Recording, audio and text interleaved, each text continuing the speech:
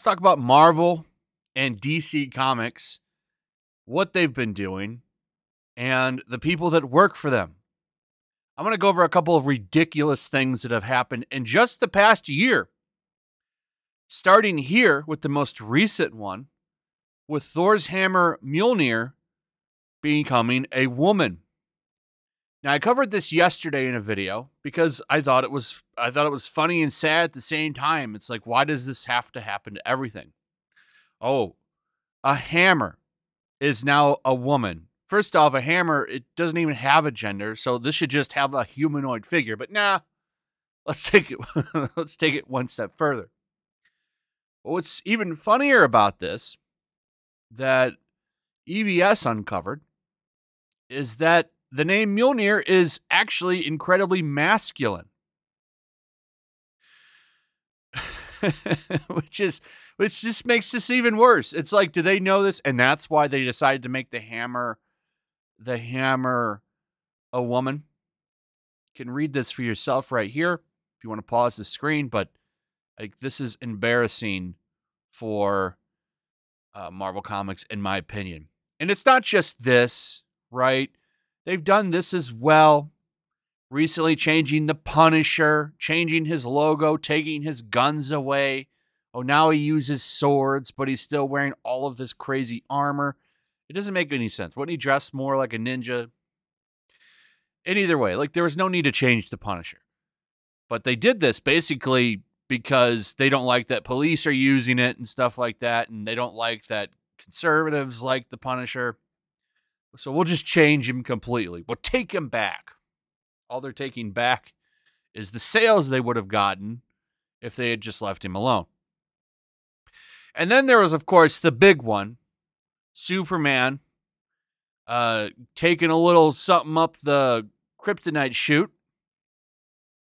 I'm sure you've seen the panel. I made a video on this as well, where he got captured and depowered, and for months was forced to take some rods while he had to stare into the eyes of this terrorist who captured him. And once again, I say, who is this for? Who's this target audience? What are the repercussions of this? Well, the repercussions are that manga continues to dominate every month on the top 20 adult graphic novels. It's nothing but manga and some webtoon stuff, Korean stuff mixed in there. This is all Marvel and DC Comics' fault.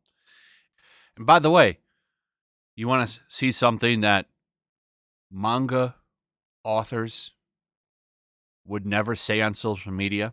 They would never say stuff like this, where a very prominent Marvel and DC comic book writer tells people of certain backgrounds, especially dudes, not to apply for a job. Says, don't apply for this job here. You don't like that I'm being like this? Well, you're the racist, basically. And then we get to the reason I made this video. So you've got Patrick Zurcher out there again telling people that if you voted a certain way, well, you're a Nazi. In America, not all Republicans are Nazis, but all Nazis are Republican. Basically telling millions of people that you're one of the worst people in the history books. Right? How many people voted for Trump? According to a couple of different sites, about 72 to 74 million people voted for the Orange Man in 2020. So 74 million people, you are a Yahtzee, according to Marvel Comics, DC Comics artist Patrick Zurcher, who has quite the portfolio here. Mostly Superman recently. I don't know what else he's doing. Maybe that's why he's doing that on social media right now, is because he's begging for a job, because at least according to Wikipedia, he's not working on anything. Now maybe this just hasn't been updated. I don't know. but he could just be looking for work. And what's the quickest way to get work in the American comic book industry? Well, that's, hey, let's go ahead and shit on 74 million people, which is exactly what he's doing. So here he is complaining about Senator Baldwin, saying, let's be impartial about Yahtzee's comment made national news, and the local news owned by Republicans did not report a single word about it. Oh, yeah, the news is owned by Republicans. Yeah, right. Yeah, right. But this is the kind of shit that turns off customers. Okay? This turns people off, but yet this is very accepted. This guy will probably get new work because he decided to call 74 million people Yahtzees. How does this help sell comics? How does this help grow comics? How does this make people feel welcome to the comic book industry? It doesn't. This just does the exact opposite of that. It turns people off. But these people don't care.